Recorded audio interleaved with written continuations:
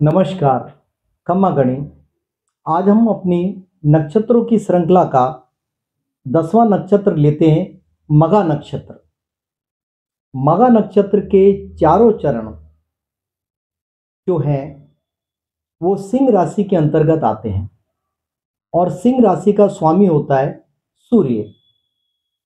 मघा नक्षत्र की अगर हम आकृति को देखें तो ये 5 या 6 तारों का समूह है और इसकी आकृति सिंहासन के समान दिखाई देती है। इस प्रकार से आपने देखा होगा, प्राचीन काल में राजा महाराजा सिंहासन के ऊपर बैठते थे, ऐसे ही सिंहासन की आकृति बनती है।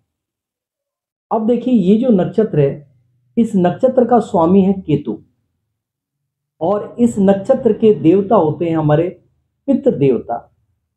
तो सबसे पहली बात तो ये आती है कि ऐसे व्यक्तियों को अपने पितरों की आराधना करनी चाहिए, क्योंकि उनके ऊपर उनके पितरों का आशीर्वाद बना रहता है, ताकि इस नक्षत्र के आप अधिकतम फलों को प्राप्त कर सके। अब बात करते हैं मघा नक्षत्र के व्यक्तियों की आकृति कैसी होती है। तो मुख्य रूप से देखा गया है कि मध्यम कद वाले और थोड़े मोटे गालों वाले और उभरी हुई नाक वाले होते हैं। ऐसे लोग काफी धार्मिक प्रकृति के होते हैं और इनकी इंट्यूशन पावर भी बहुत अच्छी होती है। इंट्यूशन पावर अच्छी होने के कारण ही इनको जीवन जीने की कला आती है।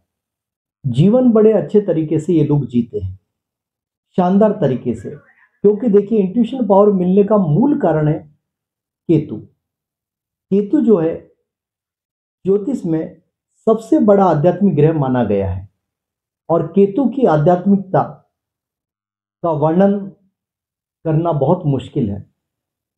इसलिए देखिए, ये लोग बहुत अच्छी इंट्यूशन पावर के धनी होते हैं। लेकिन अक्सर ये देखा गया है कि ये लोग थोड़े इगोइस्टिक भी होते हैं और ये शॉर्ट टेम्पर्ड होते हैं, यानी इनको गुस्सा थोड़ा जल्दी आ जाता है।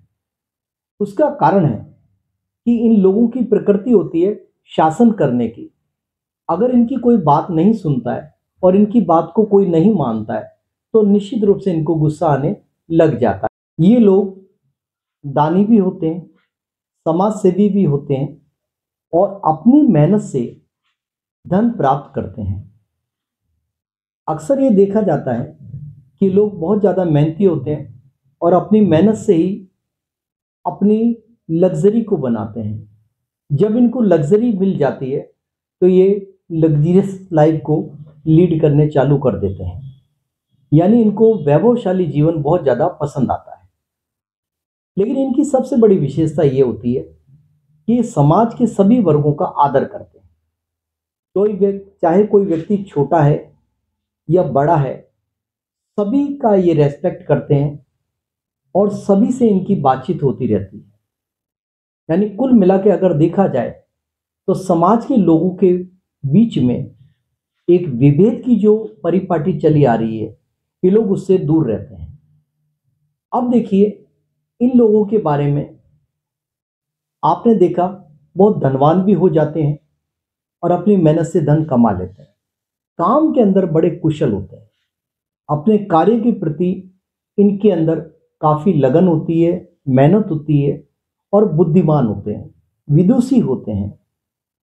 आप देखिए, जिस प्रकार से आपने देखा होगा, सिंहासन के ऊपर जब एक राजा बैठता है तो उस समय उसकी स्थिति कैसी होती है, कितनी गहराई से और कितनी बारीकी से वो हर बात को सुनता है और उसके बाद में उसके ऊपर अच्छा एनालिसिस करने के लिए अपने मंत्रियों की सलाह लेता है और फिर अपने निर्णय देते हैं। तो ये क्वालिटी तो इन लोगों में पाई जाती है। तो मैं तो ये कहना चाहूँगा कि लोग वास्तव में इंटेलिजेंट तो हैं और साथ ही साथ इंटेलेक्चुअल भी हैं। दोनों क्वालिटी इनके अंदर पाई जाती है। अब हम बातचीत करते हैं इनकी बीमारियों के बारे में। तो मुख्य रूप से मैंने देखा है कि इनको नेत्र रोग या कान के रोग या कोई उदर रोग होते हैं। इसके अलावा ज़्यादा बीमारियां इनको नहीं होती है। अब इनके बिजनेस की या प्रोफेशन की बातचीत करें तो देखिए, सबसे पहली बात तो है कि सिंहासन पर बैठे हुए लोग हैं और इनको पितरों की कृपा प्राप्त है। तो निश्चित रूप से ये लोग बड़े राजनेता या कोई अच्छे अधिकारी या फौज के अंदर जाने वाले व्यक्ति या बहुत बड़े फार्म हाउस के मालिक बनते हैं।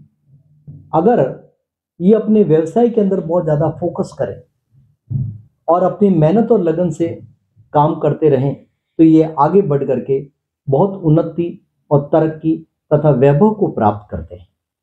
अब आशा करता हूं कि आपको मघा नक्षत्र का ये वीडियो पसंद आएगा और अंत में मेरा आपसे विनम्र निवेदन, मेरे चैनल को सब्सक्राइब करिए, शेयर करिए, लाइक करिए और अपने अच्छे कमेंट्स दीजिए। धन्यवाद।